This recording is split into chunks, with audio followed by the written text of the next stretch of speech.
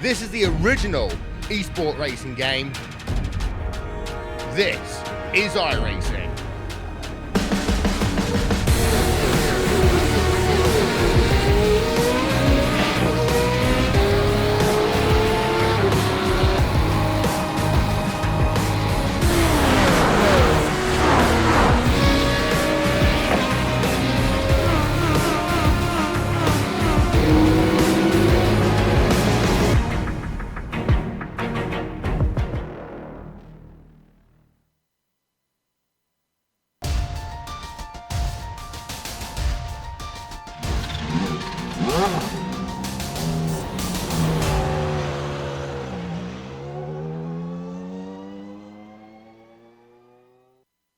Three rounds and three different winners this season.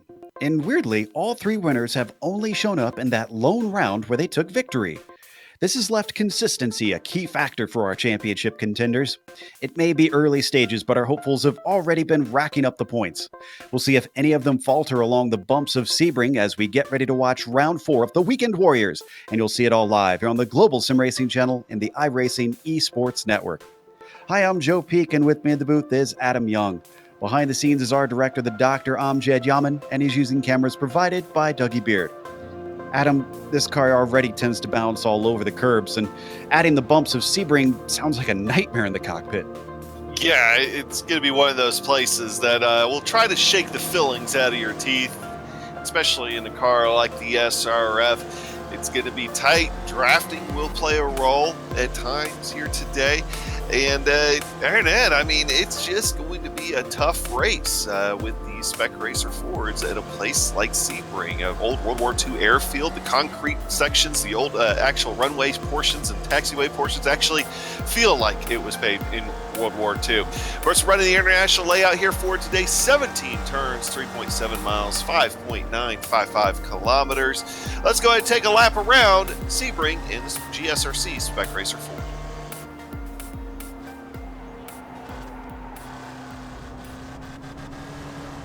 All right, we've got Amjad Yaman in the GSRC SRF, so let's do a lap around Sebring. Coming down to turn 1, it's a long stretch, so it might be a passing opportunity, but turn 1 is actually pretty fast in these little cars. So when you add the bumps and the blind apex into the mix, it makes overtakes a little sketchy. Hopefully, you kept it out of the dirt, but you should still hold to the right and try to line the car up for 3. This is another spot where you could potentially execute a pass, but it's a late apex and the car does not like that inside curb, so be careful. From there, you dive straight into 4 and 5, where you've got another very late apex. This time, though, it's extremely important not to come in shallow, because the track now winds around Big Bend, where you'll be flat to the floor all the way to the hairpin. The draft is likely to bring drivers into play, and even if you took that out of the equation, the breaking into 7 here at the end offers a perfect chance to try to outbrake your opponent. Try to take away their inside line, and then throw out the anchor to beat them to the apex. The main part is to be careful around the exit, where the track has a little kink in it, making it easy to accidentally go off into the grass. Make sure to keep your tires clean and avoid cutting the circuit. From there, the course weaves gently to the right at 8 and back left at Fangio. If you've got a run on your opponent, it can sometimes make picking a side awkward. Plus, the lead up to Cunningham is a popular spot to send one up the inside, but yet again, those tall inside curbs are waiting for anyone to get greedy and bounce the car all over the place. From here, the track gets a little thin though through Collier, and it's tough to go side by side because of the way the racing line takes you across the circuit. Coming up, it's a tough curved braking zone down into Tower, where it's not uncommon for drivers to put 2 wheels off and pitch it into the barrier. Besides, the exit here is what you should really be trying to maximize instead of the entry, because it's another turn that leads into a fast, flat-out section for the SRF. You've got a double apex left-hander with Bishop, where it's all about minimizing inputs. Then, once again, try to straighten her out for 15. There's plenty of paved runoff around these turns, but you really don't want to go off in case it gives you a cut course penalty. And as you enter Le Mans, you'll see why it's a nightmare to get a slowdown at this portion of the circuit. We've now hit the long Ullman straight, and anybody not piling down this stretch on a full head of steam is going to be driven past with ease. Plus, this is another spot where the draft will already be creating side-by-side situations, and someone will want to back out by the time they hit sunset. It's got this kink at the entry, then you're trying desperately to slow her down and turn at the same time. On top of that, the bumps are going to be jostling the car every which way, which ups the difficulty immensely. Get yourself a good exit off the turn, because we've now come back to the pit straight. And if you kept it all together, you finished a lap around Sebring.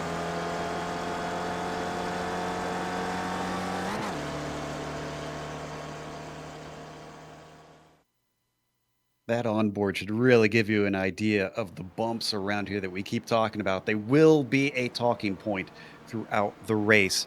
But one talking point we need to get to is our sponsor, because the Weekend Warriors is brought to you by SimStickers. Whether it's button boxes, steering wheels, or keyboards, they have you covered.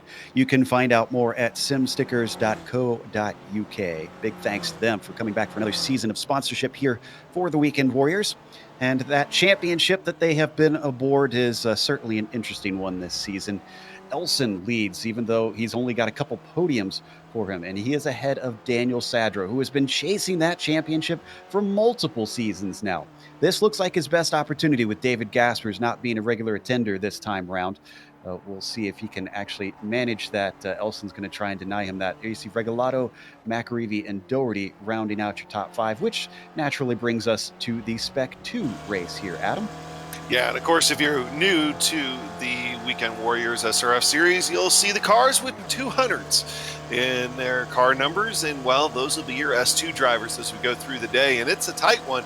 Only 18 points separating first through fifth. Ed Doherty only has that 1 point lead over Gabe Neal, who in turn only has a very slight advantage over Nico Shook, Tom Gradwell, and Gary Woolbullet. So it's going to be a tight one out there, I think, for the S2 standings. But Joe, you hit the nail on the head. Consistency is going to be a big role, and not only the main drivers championship, but the S2 as well. Which certainly looks like that is given us some intrigue over there this season. Now, of course, this race itself that we're watching today, we already said that it is round 4, and they have 3 drop weeks that they can take into account. So if someone has not attended these first 3 weeks, they still can get in this championship, but they are under the gun, of course. They have open setups on these cars, but they have limited the fuel compared to what the real SRS can use, which means that this 40-minute race will include a scheduled stop for fuel. They ration the points, which is interesting. The podium stays the same, but last place will always get 25 points no matter how many show up. And with a big field today, that means it's smaller margins from spot to spot.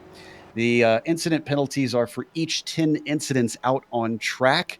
There's a lot of places where you can go a little bit wide in this car and rack those up, so they do want to try and keep it clean, and they have a spare car waiting in the pits if they get too much damage, and that will certainly come in handy with the walls being close in a few places as well. This race, as always, is brought to you on the iRacing Esports Network. make sure and subscribe. If you haven't yet, you'll know it because the subscribe button will be big and red. Click that, you won't miss a moment on IESN. Currently, we have qualifying going underway, and interestingly, it's Ian Haycox who is our provisional pole sitter.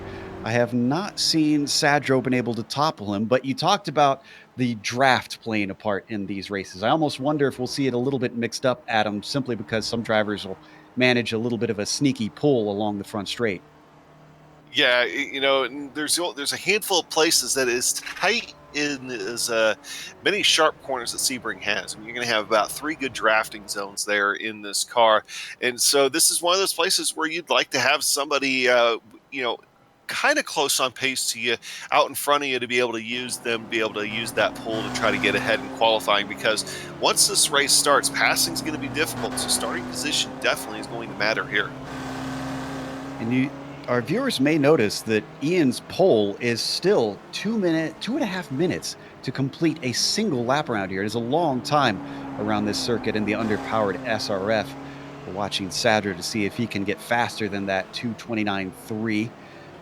So the drivers do not have many opportunities to try and better their time here in qualifying. They only get 20 minutes, and it is an open qualifying, so you have to avoid other cars out on track being slower than you, as well as trying to get a pull from those who you can get the slipstream from. This is Jeff Jacobson, yet to take his first time. Let's see if this one's going to count, because he's had 2 in which they were discounted with an off or some sort of issue. As he comes across, another one that is blank for the number 40. That's not boding well, because he might have to start from the back of the grid. He doesn't hustle in these last 5 minutes. Ian Wilson, and his first time is good enough for 24th across there. Now, we are missing some names out here today, Adam. Interestingly, we have the SCCA runoffs in real life over at VIR. Last week's winner, Max Grau, has ducked off so that he can race over there. Also, Zach Rivard and Sandy Satullo are each racing in their respective classes. We've got a few different cars that they're running over there. So we certainly miss them and wish them well, but just goes to show that the real life connection to racing, to this, to iRacing and sim racing in general, continues to get deeper and deeper. It does, and especially a car like this, which is very much a hobby type machine in real life. They race all over the country, these Spec Racer Fords. I mean, having a race even, down at the Circuit of the Americas here the other week. So you'll find these guys in real life, some of them as well as in here. And unfortunately, sometimes, though, I mean, if you're going to have a choice to go drive real life or go drive an iRacing, yeah, I'm going to go drive real life, which is, of course, where Max is at. Wishing him the best of luck, but the off season's coming up for those guys. We'll be able to see them a lot more consistently here as they continue to work on their craft during the off season. If we just watch Stevie Ray come across, did not improve on his time. In the meantime, Daniel Sadro just came out behind him. He set his quickest lap, which is good enough for the front row. What about Elson, our points leader?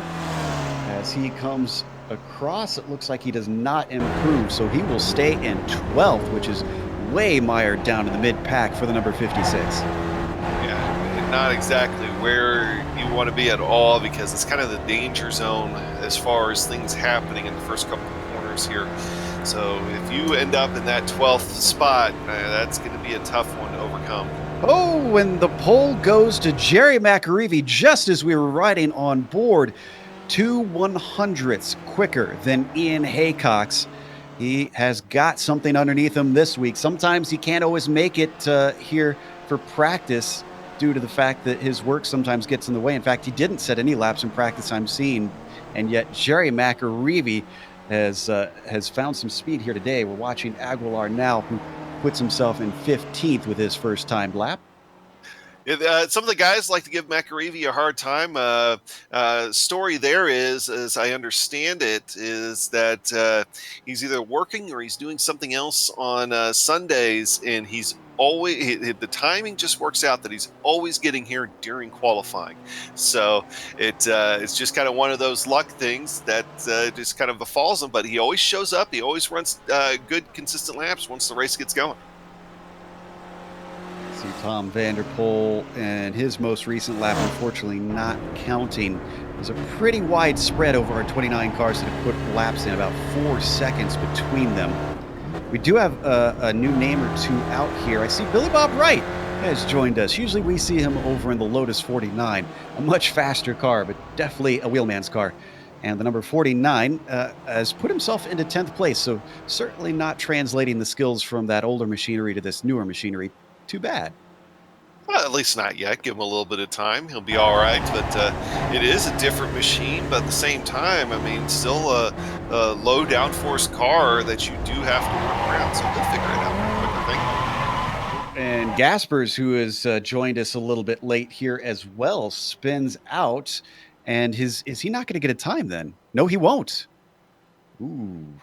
So we're going to see some fun here today. We've watched Gaspers go from dead last to first before. So I almost wonder if he's going to try and attempt that again. It'll be a lot harder to do here than otherwise, where he did it at Suzuka before. Jerry McAreevy, who still holds that provisional pole, is going to get to start one more lap and improve his time as he comes out of Sunset. See what he's able to do here. 27, 28. Nope, that one didn't count. Looks like he had an off somewhere along the way. Ian Haycox is just crossing as well. And a 2:32 does not improve for him. Gasper's time did not get that one counted, obviously, because of the spin, but he is going to get one more shot to try and do this. Ooh, and Chris Murakami goes up to third. Interesting. Murakami is not usually one of our front runners, but I noticed he was well up there in practice, and qualifying is backing up his performance. The 01 sitting very well. For those who are following our Spec 2 championship, Aguilar is our pole sitter over there in Spec 2. The way to tell them apart is any drivers who have numbers 200 and above on their car as a Spec 2 racer. Checkered flag comes out. Let's see who's going to cross the line first. Actually, Miroslav Juracek, one of our winners so far this season. Could he be our first repeat? He's going to have to work hard to do it because right now he has no qualifying time. Is this one going to be clean? It is a 2:30.1, and that jumps him up to 8th. Still a little bit out of place for what we're used to seeing from Juracek. I'm interested to see what Daniel Sadro is able to do here. His qualifying time that he put down is 6/10 slower than what his time was in practice. So now he's on a flying lap here. See if he's able to improve his spot up from 4th. He might be getting an ever so slight tow from Adam Bradshaw, who's a little bit ahead of him on the straightaway, but it'll be minimal. He swings it through bumpy Sunset Bend and onto the front stretch. He sits in 4th, and he's abandoning the lap. He's not happy with it. Just going to call it a session and move on to the race here, which 4th is not going to be a terrible spot for him to start either. David Gasper's coming around, still without a time on the board, getting a little bit of a tow from Murakami as well. Haven't been watching, so we're not sure if this one has been clean thus far for the 23. Multi-time champion is used to being under the gun and under pressure. Granted, this season he is just out here racing for a little bit of fun, and he'll certainly have fun passing people if he does start from the back. But David now comes to the line with the checkered flag waving for him, and it counts. It's a 2:32 flat, which is only good enough for 25th. That is still very, very slow. See Dominique Bureau going to finish his lap, and the last car going to be across the line. And it looks like the 2:08 does not improve this time. That is everybody. But before we go to the grid, another quick thank you to our sponsor for this season, the Sim Stickers, which help make stickers for your button boxes, steering wheel, or keyboards. Make sure that you check them out at simstickers.co.uk. If you've got a pretty serious setup, or even if you don't have a serious setup, you could probably use their help in making sure and identify your buttons. But the grid today, relatively full. We could give you a little bit of a rundown here of what is in store for them with a full pace lap that will have to be running around. But really the surprise today is Jerry McAreevy getting up on the pole with a nice time of 2:29.316, only 2/100ths faster than the driver next to him on the front row. And that is going to be Ian Haycox. Another bit of a surprise there with the front row being drivers that we're not used to seeing up there as much. Of course, they are followed by Chris Murakami, who will be starting in P3 here today in round 4 of this series. Daniel Sadro, of course, will be starting next to him in 4th position. And David Gregorio will be P5. David also having a nice little run there for him. Let's not forget about Joe Aguilar, the pole sitter for our Spec 2 race. We mentioned no one was able to get past him there in the last lap of our qualifying 6th overall. Joe is looking very handy, especially since he has nobody within the next row or two in his class starting near him. Michael Shaw will be in 7th position. And one of our winners so far this season, Miroslav Juracek, we talked about how he is looking to be the first to repeat here in round 4 for a win. I'm not sure if he'll be able to do it, but he is sitting in a decent position within the top 10 to try and take that. Brett Holton will be starting in 9th, and then rounding out the top 10 here, Adam, is going to be Brian D. Short. Yeah, and coming in 11th is Hugh Haycox. 12th position, that's going to go to Billy Bob Wright. 13th, Stevie Ray, who helps put all this together here for Weekend Warriors. Stephen Elson in 14th position. Zachary LeVay in 15th in row 8. Alongside him will be Dominique Moreau. Ryan Walker, Bob Kern will make up row 9. Adam Bradshaw and Ramon Regalado will be in row 10. When we get to 21st position, it's Whitney Strickland, and he is followed by Tom Gradwell, who is in 22nd. The next row on the inside has Ed Doherty. He's had a mixed bag in terms of results as of the last couple seasons. He's still mired down in Spec 2 based on his iRating, but he tends to be competing for podiums in that Spec 2 race. Jeff Jacobson starts 24th, and David Gaspers, without practice and with a single qualifying lap, is all the way back in 25th position, but we've seen him win from farther back before, so do not count him out. Paulo Bream will be starting in 26th. He'll be followed by Bill Daly in the 27th spot. Then you've got Gary Wobold. We had a chance to talk to him before the race, and he noted Sunset Bend is one of the big danger zones in these cars. It can get awfully bumpy and the car can be easily unsettled. He'll start 28th. Mark Geehan will be 29th, and then the top 30 will be rounded out by Ian Wilson. Only 31 of our drivers got times in. Tom Vandenpoel was the last of those who got one in at 31st, and Emil Orza will be last on the field without a time set of our 32-car field.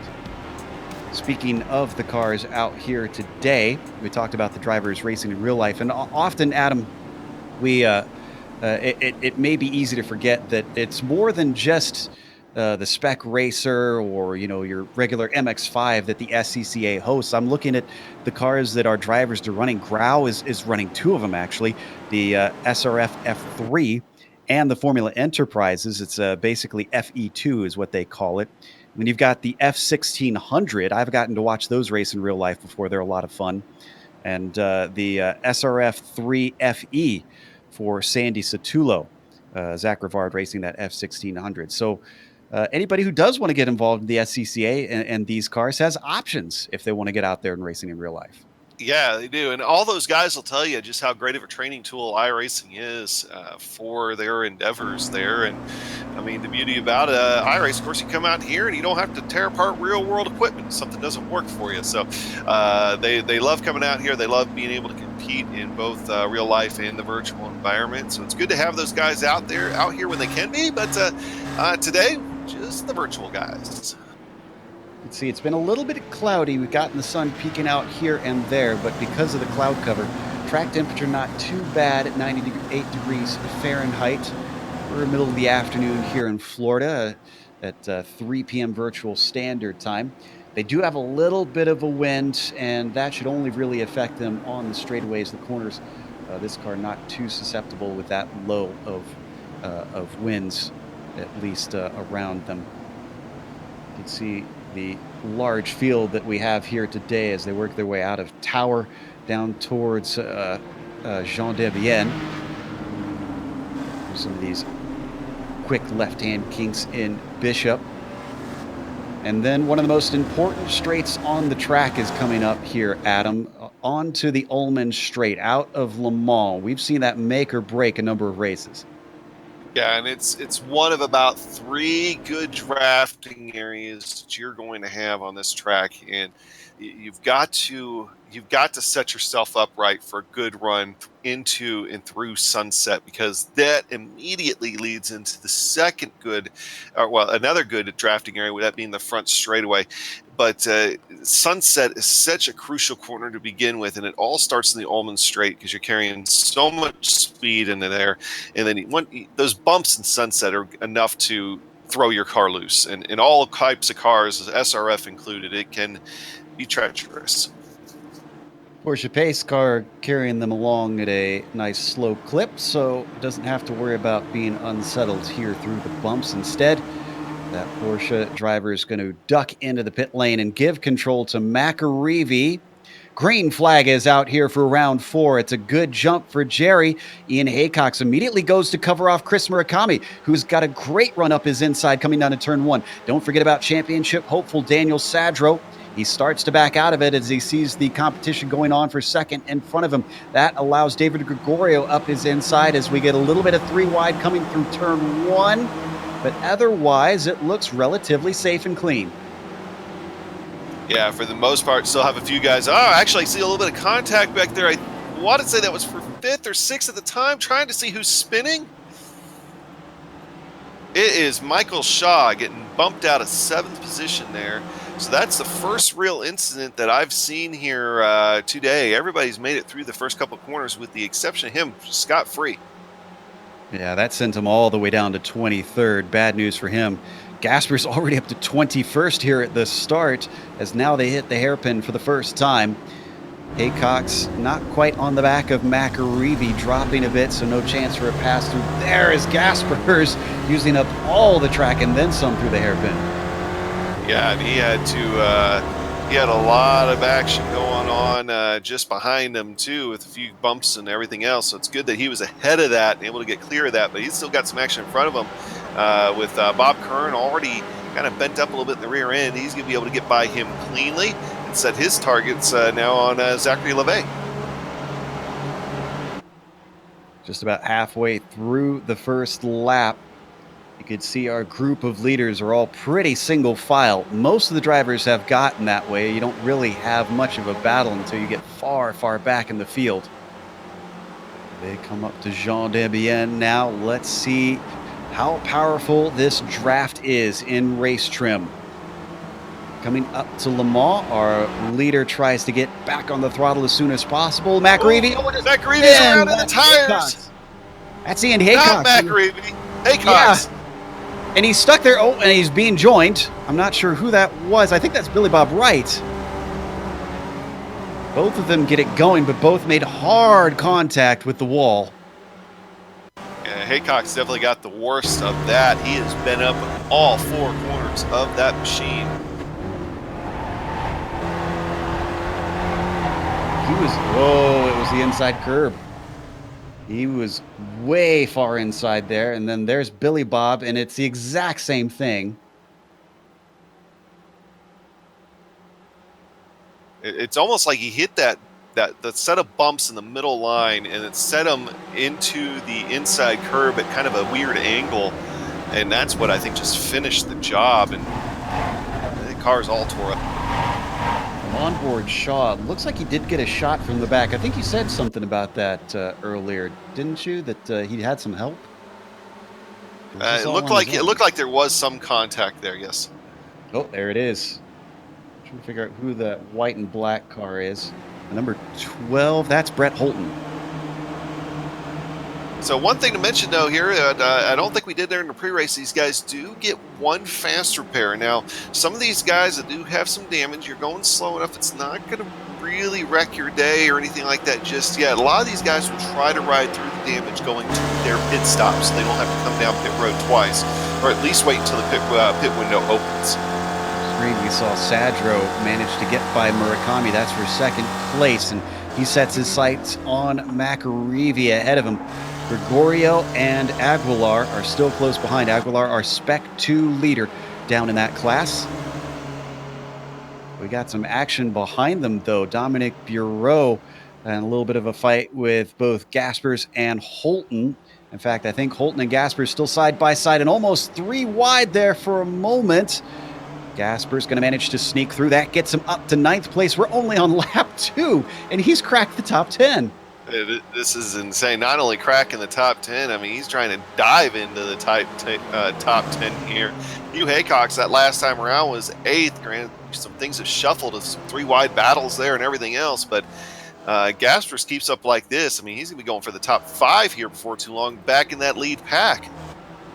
He's been given a fight, as that's Hugh Haycox to his side, coming onto the Ullman straight, but a little bit better speed off the corner for Gaspers. He knows that as soon as he's clear, he goes to cover him off. He's given a bump draft by Haycox. Holton to his outside now, thinking maybe he could get by both of them if they hold each other up. But everybody breaks into Sunset Bend, and Hugh Haycox is deep into there, much deeper than Gaspers, managing to get to the inside, but he can't get to the throttle as soon as Gaspers, so the Diatch driver is going to retain that 8th place. Yeah, you can see how much of a difference they're kind of taking that different line. Now they're really fighting.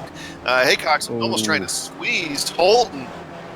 And we had a wreck on screen there. That's Bradshaw. And that happened in front of him. I think that was Ryan Walker getting into it with Doherty. In fact, he initially didn't hit Doherty. He hit the back of Bob Kern. That's the 206 you see there, the red and white car. Yeah, it looked like Kern was already sliding. Back end had broken loose through Sunset and just nowhere for those guys to go. Everybody tries to scatter, but not everyone gets through clean, unfortunately. As we come back to the front, Aguilar has managed to overtake Murakami. That puts our Spec 2 driver up to 4th overall, but look at McAreevy and Sadro. Sadro has run him down from, gosh, this was probably about a 1.5 seconds back. So he has clearly got something underneath him. And I figured he did with the times I saw him practice. And probably is able to manage that traffic real well. So if he's able to get around McAreevy here, what I'm going to be interested in seeing is how well he does in clean air. Back half of the top 5 fight here now on your screen still remains close, though. But the more these guys fight, that's exactly what I think Jiracek and Elson and Gaspers wants to see. Kind of surprised at Gaspers here all of a sudden, Joe. Looks like maybe his run is kind of stalled out for a little bit. Maybe he's just reloading, getting his nerves back together. But he's kind of stopped his advance here for the moment. He had a bit of a gap up to Elson, who's behind right now. And actually, he's gaining on very quickly. So here comes that advance once more. We'll get a good slipstream down the Ullman Straight. On screen, you may have saw that Aguilar has gotten to the overall podium. He managed to pass Gregorio for that one, so he is on a tear. But this man also currently tearing through the field, and he's going to notch one more. There goes Gaspers now into 7th.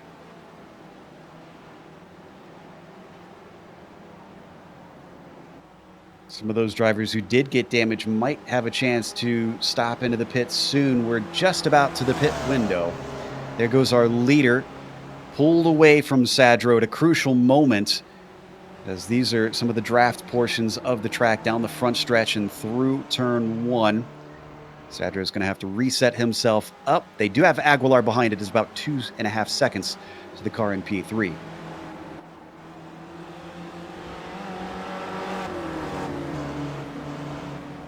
Coming up to one of the more popular places for passes. The run down to the hairpin here, Adam. Heavy braking into this corner. And Sadro, he's a little far back, but he is going to pull closer, I think, here. Yeah, he's trying to. And this could also be just kind of hanging back there for a little while, too. Maybe just trying not to do anything. Draft does play a little bit of a role. Maybe just trying to save a little bit of fuel, take a slightly shorter stop. Could be any of a number of reasons. It just doesn't seem like he's putting that much pressure on him. And Aguilar's going to lose that third place to Gregorio, who gets by. In fact, I almost wonder if Joe had a slowdown penalty there. That or he had a bad exit out of the hairpin. So that hands it back to the 27. Murakami's still on their tail. Also, don't count out Juracek. Started in 8th place. He's gotten up to 6, and he is spying those cars ahead.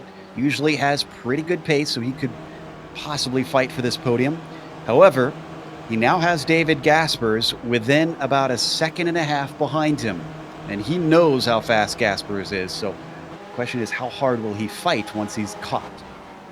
Do want to point out Gaspers last time around was the fastest car on the racetrack, and not by a little bit. He was the fastest car by 0.6 of a second. So that's a big margin there, and there's plenty of time for him to get back up. Oh, and Gregorio goes off. So while he was in that fight for third, he suddenly finds himself now having to go on the defensive because Juracek is coming up on him. He goes to the inside. Sorry, we're on replay here. You can see the mistake. Oh, a bobble mid-corner. Had a change for the lead on that same straightaway. Look at this. On replay still, Sadro got himself the run that he'd been wanting. There's your answer on whether or not he's looking to save fuel. He wants to be up at the front. Yeah, and I have to wonder if he's got somebody in his ear telling him how fast Gaspers is behind him and that he can't waste any time. He said 29.262 that last time by.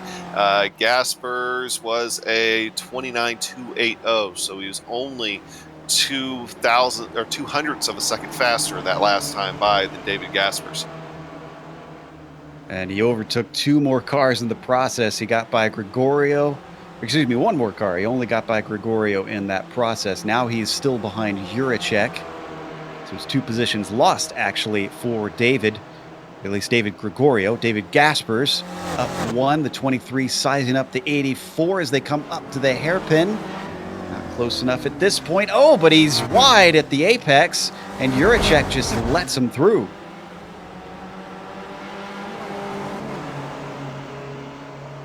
We are... Gotta wonder if that was maybe just a go on by, I know you're that much faster, no use in slowing either one of us up, or if he maybe just blew the breaking point just a little bit. That's a good question, because Juracek hasn't been catching the top 5 all that quickly.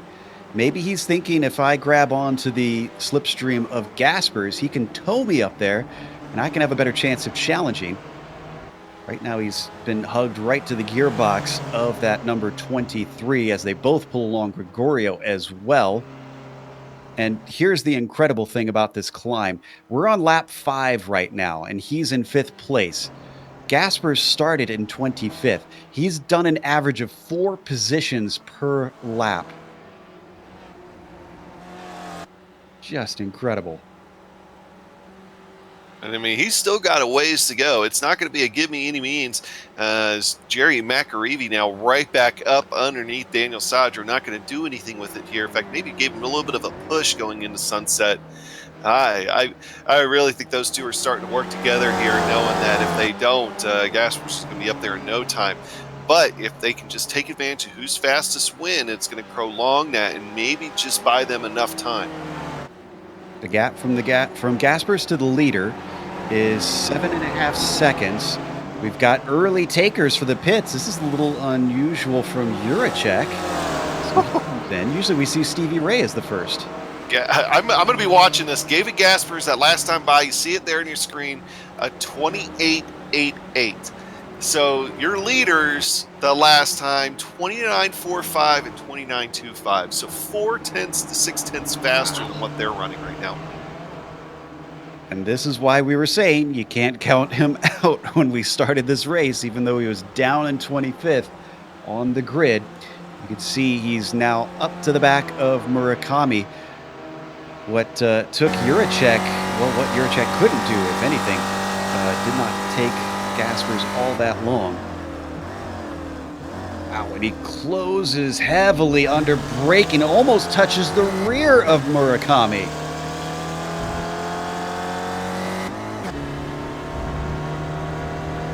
Could have the pass done coming up to Cunningham.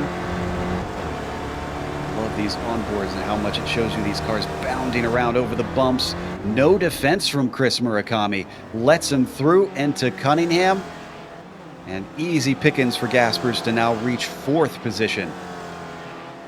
I mean, I got to start wondering, is this just fun for David Gaspers? I mean, I feel like we've done this rodeo before with him coming back up with me on the broadcast, not just watching it. And it's like, I really think that sometimes this is something he finds fun, to try to charge to the field, see how far back he can start and still get up there. You know, from our interviews with him, I'm willing to bet that's true, because he tends to sort of downplay things and say that he just likes to go out here and enjoy the races. But look at this up at the front as we watch McAreevy duck back into the draft of Sadro. Is he going to stay put? He's not gaining on him a whole lot, so McAreevy maybe just getting a little lift in saving fuel as Zach LeVay is off in Jean Debienne. Did he have help on this one? I think it was... No, it was a solo car. It was all on his own. The 13 climbs over the curbs, and at that point, very hard to keep control of the car and has to turn it completely around to get going again. Ooh, Elson pits. This is a driver we're used to seeing in early, the number 56, trundling down to his spot. Now, he was relatively close to Juracek, who came out in 21st position. Stevie Ray also follows them in. Ray traditionally has been the earliest pitter, but lately a few other drivers seem to have found their way in earlier than him. There's Juracek coming out of the final corner, across the start-finish line. Elson just getting going now, but he is going to be beat easily by Juracek.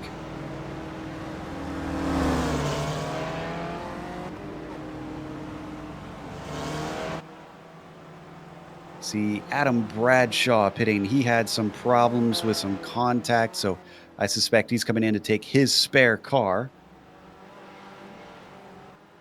Just at about the halfway point for this race. There is your leader, Daniel Sadro, in the 51.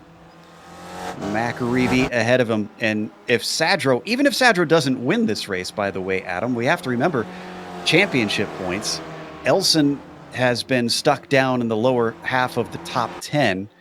And Sadro's been, looking at a pretty good podium, a good chance of a podium here today. How hard does he fight to try and keep this victory? Right now, I mean, win's a win. Win can play huge dividends, especially in a series where you got 3 drops. It's take everything you can get when you can get it at this point already. And if I'm Sadro, yeah, I'm fighting for that win. You try to put down as fast laps as you can. If you have somebody in your ear telling you where Gaspers is and where McAreevy is, be paying attention to that. You're going to have to drive hard every single lap right now, because if I'm doing my math right, of course, this is completely independent of how pit stops pan out, but Gaspers is going to catch these guys with maybe 2-3 to go, if not sooner. Just 6.5 seconds back from Sadro now, and this was in clear air. This was without the draft that he's been pulling before on a few of these laps. So let's see what Gaspers got underneath him. Comes to the line. His fastest is a 28.8. This one, also a 28.8. In fact, just under a 10th within his quickest time, and that was without help around the track. Meanwhile, we've got Gregorio coming to pit and Hugh Haycox also in the lane.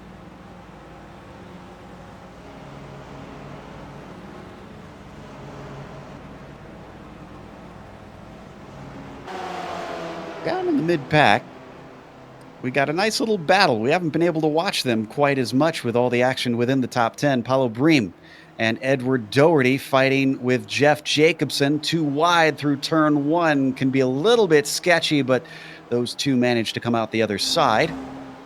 Bream now promoted up to 13th with the other drivers pitting ahead of them.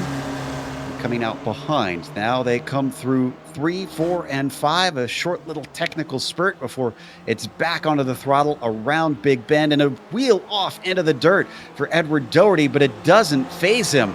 Look at the momentum carried, and he's going to manage the inside. So Doherty, unless he blows the braking into the hairpin, looks like he should be able to take this 13th place away. Using a little bit of side draft there, heading into the braking zone too, to do his best to try to slow down Paolo, and it worked. I mean, he's fully clear of him here now. Of our pitters thus far, Juracek has come out the highest of them. He's now promoted to 16th place, and he has not been challenged by Elson by any stretch of the imagination. So we continue to watch this battle for 13th. Bream took a look, but couldn't do anything into Cunningham.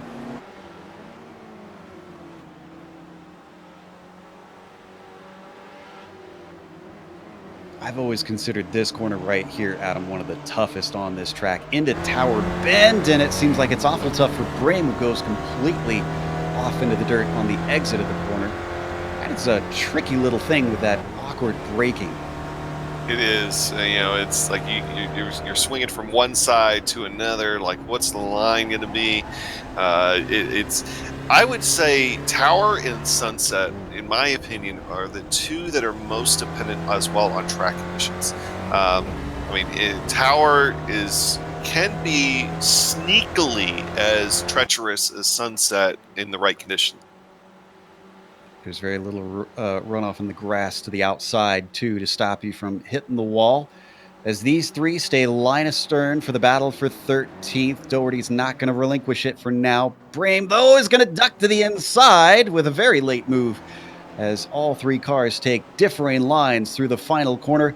And it looks like Jacobsen says he's had enough of this and is going to take a pit stop. I believe Holton has come in as well. See if Holton's going to fix some of the damage that he got from that lap 1 incident there. Ooh, Doherty's going to give another go, or excuse me, no, Bream's going to give another go. He got to the inside, coming through turn 1, and he'll have the advantage down into 3, but still he gives it up as he brakes early, allowing Doherty to retain P12. McAreevy is really fallen off Sadro. Just the last lap and a half, to the point that I don't know if McAreevy is something's wrong, or maybe just kind of got out of the zone for a little bit, but he was looking very far back there for a moment. Maybe he lost the draft and he just doesn't have the pace by himself. We're watching Aguilar, though, our leader in the Spec 2, who holds a podium position. He's going to lose out because here comes David Gaspers. And unless David makes a major mistake, it's unlikely he'll not be able to take this third position. In fact, he might be waiting for just right here through Le Mans and onto the long Ullman Straight, where it would be a lot easier to just slingshot by.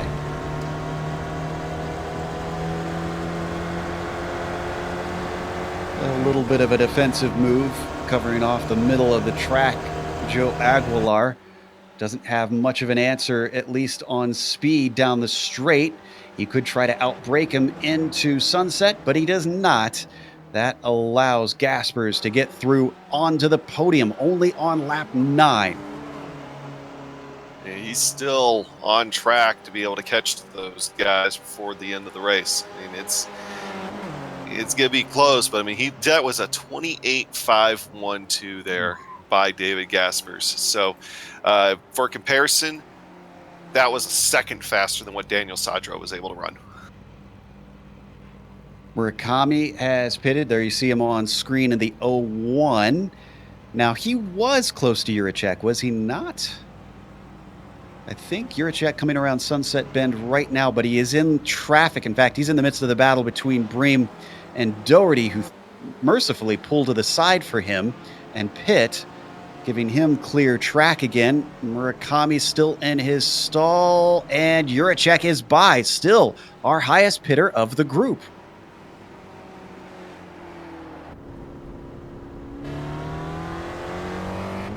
Murakami returning out after Elson and Gregorio. In fact, he lost a lot of spots here. Murakami was up on the podium now, and he's already got 3 cars ahead of him who've pitted. And definitely things going south for him in a hurry. Down to 16 minutes left to go. We're going to be seeing more and more drivers come in for stops as the window gets towards the end of itself. And am I seeing that Holton is in for a second stop? Yeah, he sure is. Wonder if he had some sort of maybe a speeding penalty or something? yeah, it had to have been something like that. Yeah, it's just over 16 seconds. I'm guessing that it was a speeding penalty. Well, that is horrible news for the number 12. He started this race within the top 10. He returns in 30th now. That hurts. The gap from Gaspers to Sadro has gone down to 3.8 seconds. With a lot of drivers having now pitted, I wonder if it's maybe behooves Gaspers to pit now, find himself some clear track, and just Yeah, that's exactly what jump well, at least I thought so for a second. Yep, here he comes. Gaspers is in. McAreevy is in, but so is Sadro. Everybody's in. This may be the end of the pit window.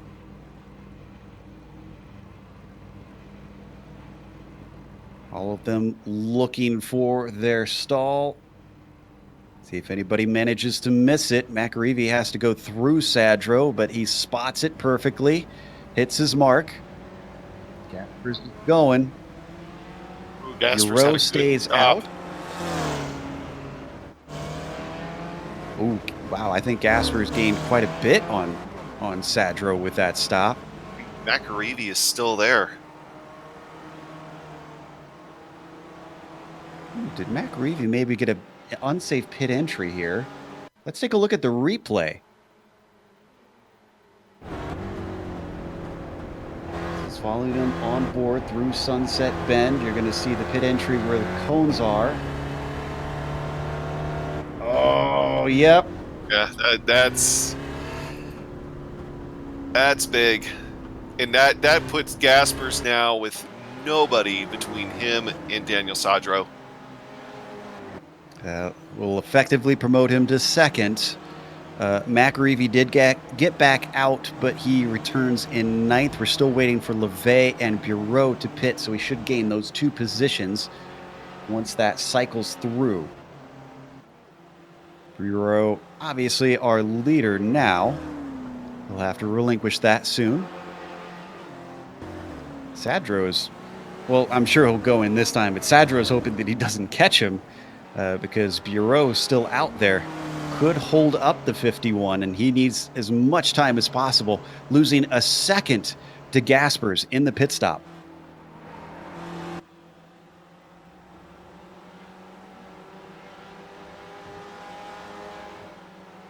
We're going to be down to the final quarter of this race very soon.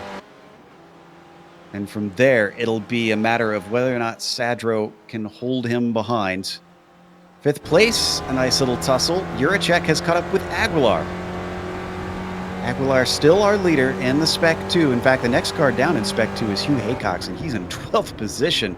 So Joe has been dominating the field in the lower class.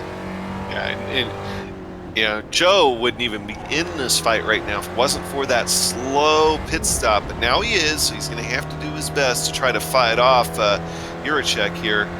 See what he can do with him. But still, though, Aguilar has himself a good, fast ride here today.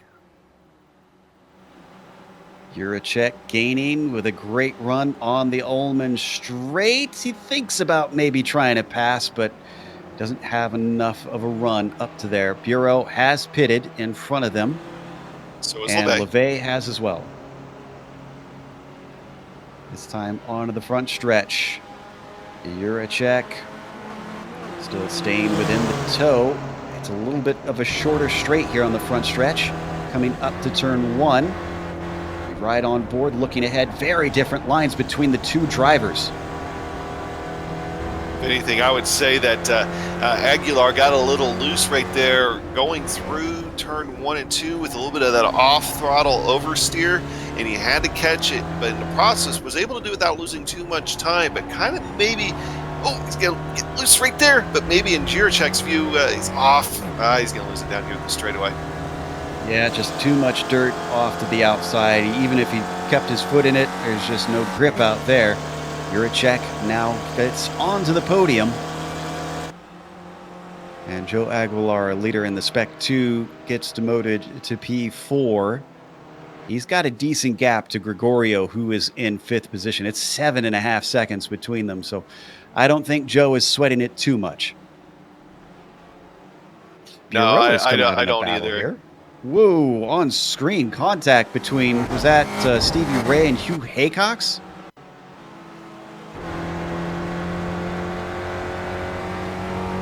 The younger of the Haycoxes is currently farther up the field, but getting a little bit of damage late in the race.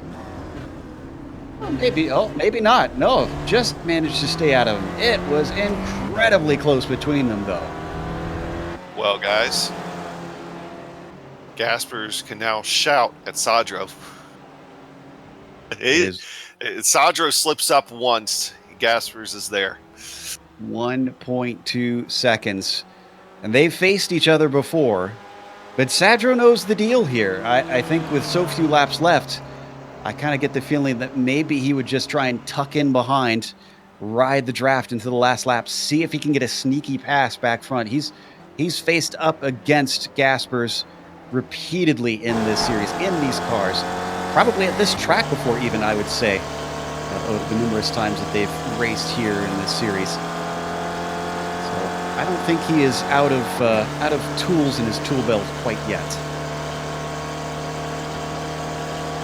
Well, you know, the old oval track adage always applies even here. I mean, it's you know, catching him is one thing, passing him is another. I mean, he still has to get around him, and that's not a given at all. So, but he is definitely faster, and he is there. So it's going to be a question of how much Sadro can hold him off, and if he can't hold him off, how he can latch on, like you said.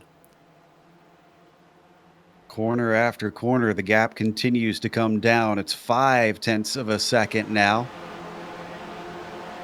And I think we've had a change of position behind them. Dominic Bureau being overtaken by Stevie Ray for P8. We actually might lose another because Hugh Haycox has the inside down into turn 3, and he sneaks through. How about some credit for Michael Shaw behind them, though? Whoa, just as he makes a mistake. Shaw, who, remember, made his error just in about that same spot, fell all the way down to 25th, and now he's in 11th.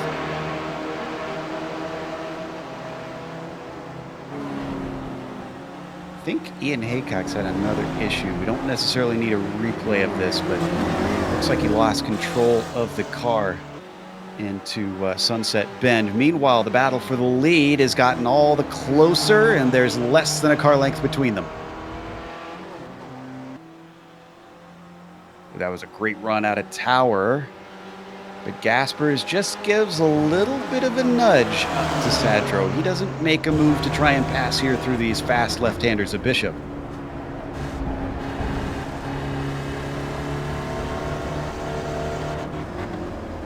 See just how close they are from this onboard, and way wide through Le Mans for Daniel Sadro.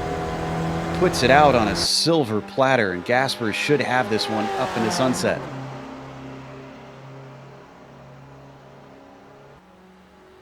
It's a drag race to this corner. Sadro breaks a little bit early, though. Now, Hey, go ahead. Do you guys know who's the hard charger of the race? I'm trying to find it. I'm having a lot of trouble with that right now. Whew, man. Up to the lead. So let's duck down in the field because I think 21st had some action. Emil Orza, what did he have going on here? Oh, contact with Bream, and this is coming into Collier out of Cunningham. You're going to see the orange and blue car of Orza head a little wide. That's Bream in the 24. Oh, they get caught up in each other.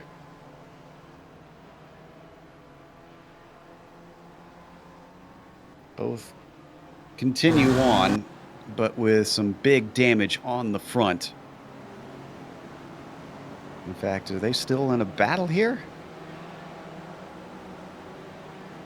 Or is just overtaken by Bream with the lack of straight line speed, and that's Bradshaw in front of them. That's also for position in 21st. Oh, and that's too much damage for Orza. He's actually going to have to come in to get repairs, as Bream is going to look to the inside of Bradshaw now, so the damage not hurting him too much. The 24 easily past Bradshaw, at least in the first half, and Bradshaw pulls the over-under, sneakily gets back through.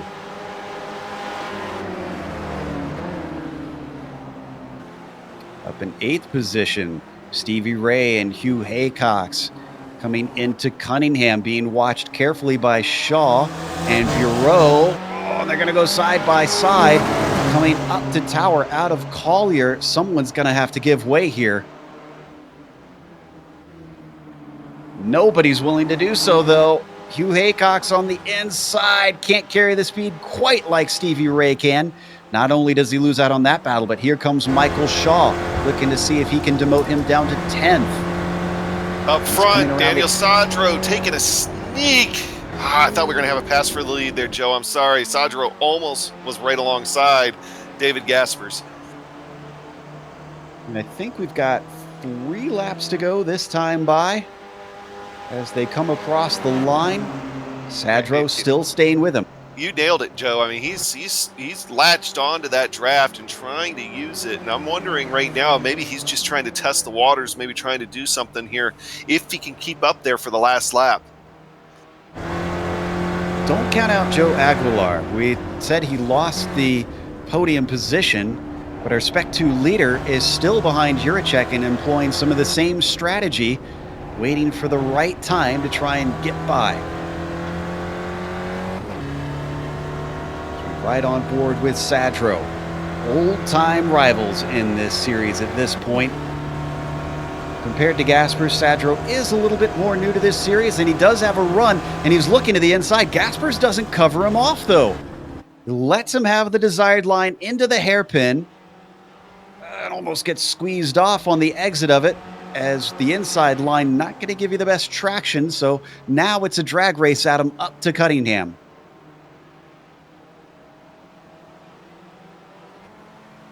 Where I think Sadra right now needs to be careful is getting into any kind of drag race down Ullman. You want to be in his draft and pulling out the last minute down Sunset. I really think he's just testing the waters right here. I really don't expect him. He's thinking that he's going to be able to make a race-winning move at this point. He's just putting pressure. And they don't have to worry about all that side-by-side racing costing them much because, well, it's nearly 13 seconds back to Juracek, who is more concerned with Aguilar behind them. Here they come up towards Le Mans soon. Let's see if he pulls the same move at him. I'm curious to see if he'll actually pull aside and then lifts early just to kind of see what his draft can do, or if he'll continue to stay behind. It'll be interesting. I mean, he's got a really good run here, and they are coming to the white flag. You just don't want to leave Gaspers in the spot to where he's going to be able to come back on you. He might actually clear him here in the sunset. We'll see if Gaspers does the over-under. It's kind of what I'd be expecting there. Can't quite cut down low enough. So we'll move Sadro back into the lead, but he's going to have to fight for it here on the last lap. So Sadro now has control, but is that the control he really wants? Gaspers pulls up behind him. Gaspers also wants the lead. Down into turn 1, side-by-side action into this corner. Sadro giving plenty of leeway and stays wide and comes back in behind him.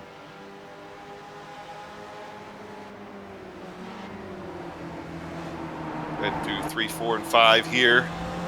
As we head toward Big Ben, and eventually the hairpin. This is another good drafting spot, although I don't expect him to maybe pull out and make a move here, although he might still try to. This might be one where if he wants to maybe give him a little nudge or something like that, bump draft a little bit, maybe make him go into that corner a little faster than he wants to. Instead, he's going to get stuck here looking to the outside. See, I wonder if he learned from last time, because he couldn't get the shot off the corner here on the inside. So potentially making him go shallow or looking for the over-under, it seems. That'll give him a good launch. And he does have better speed. He's pulling up next to him yet again. Up to Cunningham. He's going to be around the outside. Will he be fully ahead? It'll be awful tight. Both of them braking as late as they dare into the 90-degree right-hander. And still David Gaspers denies him from almost a full car behind. Be interesting to see. This could be setting up a very, very physical back portion of this track. Well, let's hope they don't actually come together in that last corner. If they go side by side through there, it'll be tough to keep the car steady over the bumps. He stays right underneath them. Will he back up to give himself an even better launch? Look at that. He does slightly into Jean Dembien, giving himself space. I think Sadro is thinking this one through carefully. I think he's setting himself up. Both of them looking for the launch out of Le Mans and onto the Ulman Straight. He may have just timed this perfectly as he starts to reel him in. They're running out of straightaway, though. He closes in, covering off the inside. David Gasper is going to make him go the long way around. Now they hit the braking zone, slightly ahead into the corner, but on the outside, Sadro is going to have to get really tricky here. Goes way wide on the exit, looking for the over-under. That didn't quite work for Gaspers last time, and it won't work for Sadro this time, because as they come to the line, even though it's going to be close, Gaspers gets the win from 25th on the grid. Behind them, Juracek is ahead, but he's very wide coming out of Sunset. Still, it looks like he keeps it out of the wall, denying Aguilar an overall podium, but a win in Spec 2 for the 221. More action behind them. Hugh Haycox and Stevie Ray in the middle of the top 10 here. And Stevie Ray got a good launch. This is going to be awful tight. Who's going to get it first? As they come to the line, Stevie Ray managing to sneak into 8th. And did something happen to Ryan Walker back there? He got into Sunset a little hot, hit the bumps, back in went around him, so that would move Zachary LeVay, handed him 12th on that. Disappointment in the final corner of the final lap for Walker. And he loses control. Other than that, I'm seeing all of our 24 cars still on the lead lap, but pretty far apart, except for 18th. This is Regalado, who we haven't looked at a lot today, and Holton, who we have seen and took an extra pit stop. That extra stop, unfortunately, means he will settle for 19th.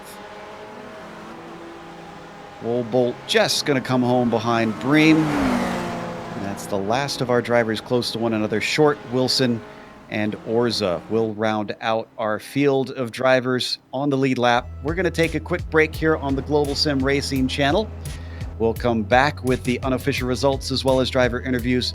If you stick around on screen, you'll see all the upcoming races here on GSRC.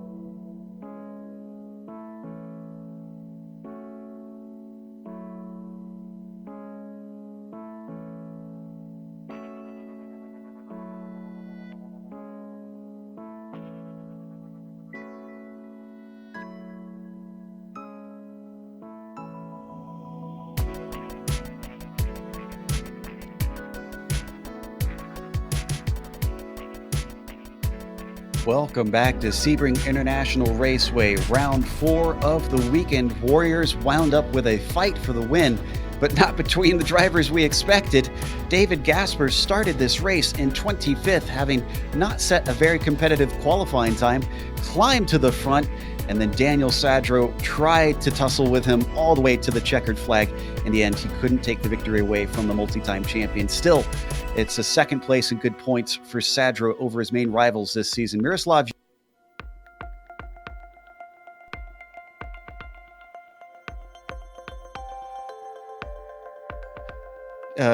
Joe Aguilar in Spec 2 taking 4th overall. A great run from him. And Jerry McAreevy, who was on the pole, wound up in 5th after a penalty.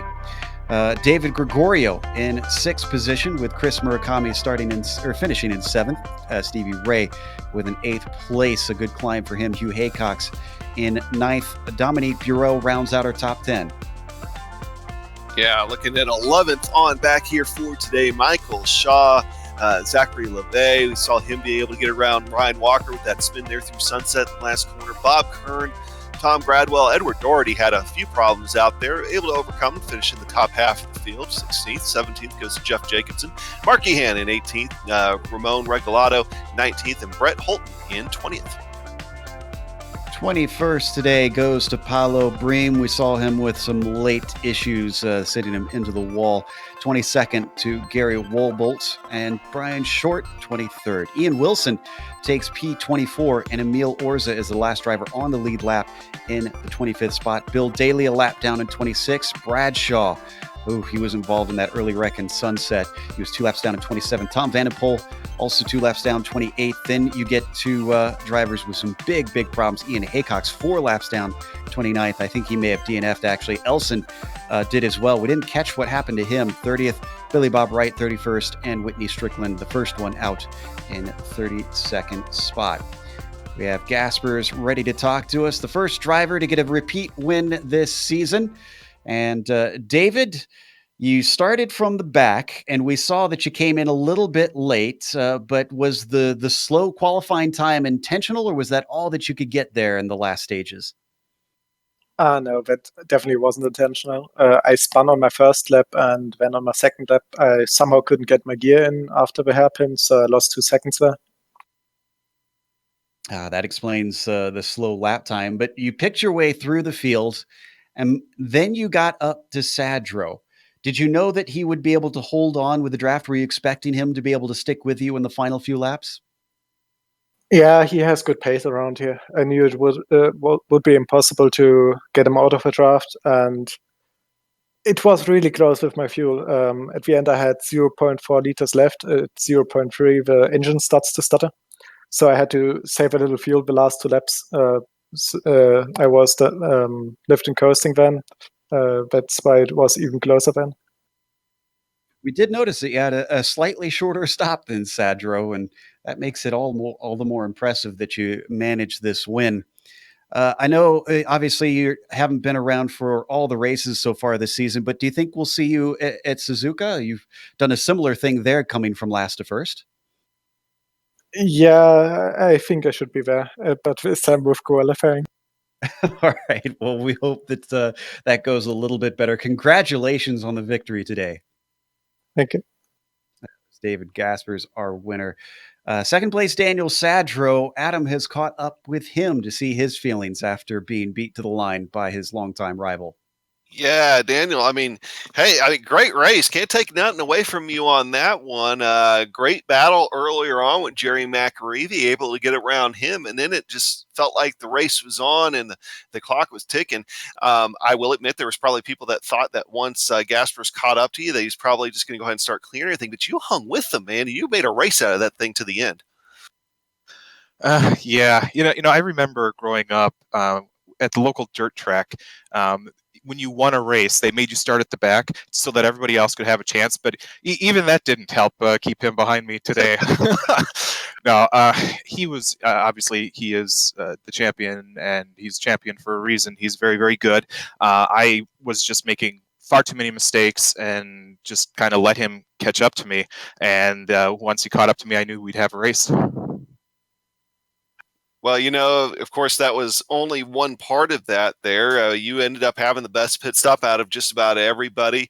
You did have a good battle there with McAreevy. Tell us about that battle earlier on in the race with Jerry there. Yeah, I've haven't had as much of an opportunity to race against him. He's often been far too good. We were just hanging in it, and the draft really helped. And then once I made it around him, I just tried my hardest to get out of the draft, and I don't know what happened that allowed me to. But yeah, it was great fun, and it's obviously Jerry's a great guy to race against. Well, this sets up another battle next week, potentially, because, go to another drafting track. It's Suzuka. But, hey, at least you won't have to deal with the bumps there. What do you think of your chances?